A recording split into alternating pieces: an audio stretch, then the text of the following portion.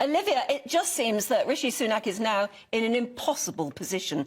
How impossible is it for him to hang on to his job or not? Well, it's very, very difficult indeed for him. The real problem is that he's got backbenchers breathing down his neck on both sides of the party. Those on the left of the party, the sort of centrist, moderate MPs, as some call them, there's 106 of them. They call themselves the One Nation Caucus. And they're not happy with the Rwanda plan because they think that the courts should be able to challenge ministers' assertion that Rwanda is safe. They think that's a dangerous precedent to set if Britain can just deem a country safe and make its laws accordingly. They think that judges should be able to challenge that.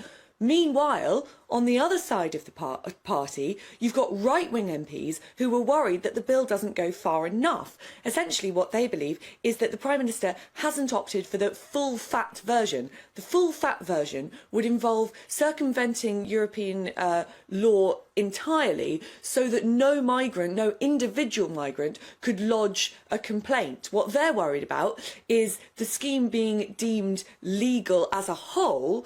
But what happens is, on the runway, as we've seen before, individual migrants have claims going through human rights lawyers, and individual migrants are able to appeal their deportation to Rwanda and get pulled off those planes at the last minute. So they think it's not going to work. Meanwhile, the One Nationers, the centrists, believe that it's too harsh, and both sets of backbenchers, which makes up pretty much all of the party, apart from those on the payroll, are expected, well, are likely perhaps to vote against the bill when it comes into Parliament next Tuesday.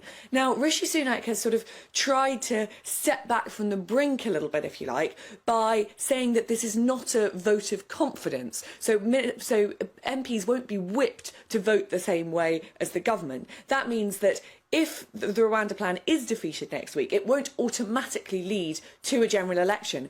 But if the Prime Minister can't get through his main legislation, the thing that he's been talking about all year, the sort of centre point, the centrepiece of his whole tenure, then can he really lead the Conservative Party into the next election?